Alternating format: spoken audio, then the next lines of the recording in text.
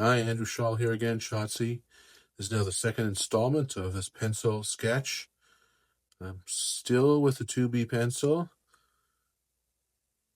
trying to just get a little bit more structure. I see that I had the arm, as I studied my drawing a little bit, that the arm was not in the right place. It didn't have the swing back, so the whole briefcase and arm had to move. I did not have to use an eraser. Those other lines, once I get the finished drawing, those other lines will be barely visible as I continue to work on the overall structure here. With a little bit more definition of the boundaries of the arms and the legs. Really trying to capture that gesture. And there's a relationship between the position of the shoe and the briefcase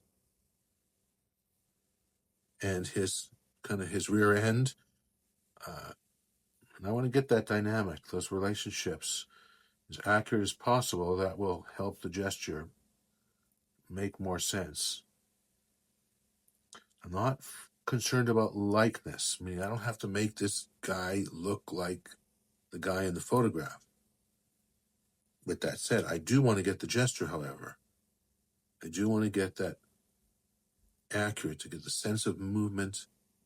I've now moved to a 4B pencil. You can see it's very small. Couldn't find a bigger one. But now the 4B is a softer pencil, so I can apply a little bit more pressure and not ruin the paper. Normally, if you put too much pressure, it ends up flattening the paper out too much, and you get what pencil artists call the dreadful shine, where it gets really shiny and you can do nothing with it. So I got to not put too much pressure and make sure when I want to get darker, use a softer pencil. And I'm using now this 4B little pencil. Allows me to get darker and separate out his jacket, which is a dark jacket, from his shirt, which is a very light colored shirt, and his tie. He is wearing a tie. It's kind of hard to see. I haven't really done much with it. I'm still not overcommitting, moving around the entire drawing, not getting stuck in any one spot, and have that willingness to change and get some of the creases now in his pants and some of the shadows that, once those are put in, now you can see I've defined his foot more sharply. Same with this one. That area under there where the pant, the bottom part of the pants is sticking up. Looks like a little bit of an unnatural thing, but that's, what the running did to it. Willingness to change the exact position of the briefcase. Now up to his face, his head, little ear over there. Just a little hint of it. Just a little impression of where his eyes are. Trying to get a feel for it.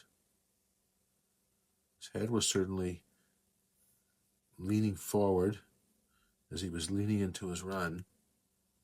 The light in the photograph was coming from the left side, so the right side of his face is a bit darker, and things on the right side tend to get less light. Just fine-tuning the arm. I use some of those lines across the arm to just give you an idea of folds, where they go. I'll add more detail to those later. Right now, I just want to know where things go. Moving all around. Now back up to his face. Doing some what's called hatching and cross-hatching. Just trying to get the suit leg, the pant leg, a little bit darker so that it matches the jacket and separates from the shirt and from the parts of skin that are showing, which is really only in his hands. You barely see the one hand holding the briefcase, but the other one's a little bit more prominent, sort of in the form of a fist. Notice there a little more detail on the face, darkening the suit on top to match and to separate it, and also to make it consistent so that understand this is a suit. Get the foot a little bit sharper. Notice when I do that how the other little lines that were there first, especially under his arm, they're barely visible. It's the beauty of pencil. When I stay really soft, I have so much room to maneuver without an eraser. Even though there are some spots in this painting in this drawing rather, where I am tempted to use an eraser. But I'm going to try and avoid that temptation and just not get too dark too quickly. Even though with this 4B pencil, I am applying a little more pressure and everything's getting a little bit darker.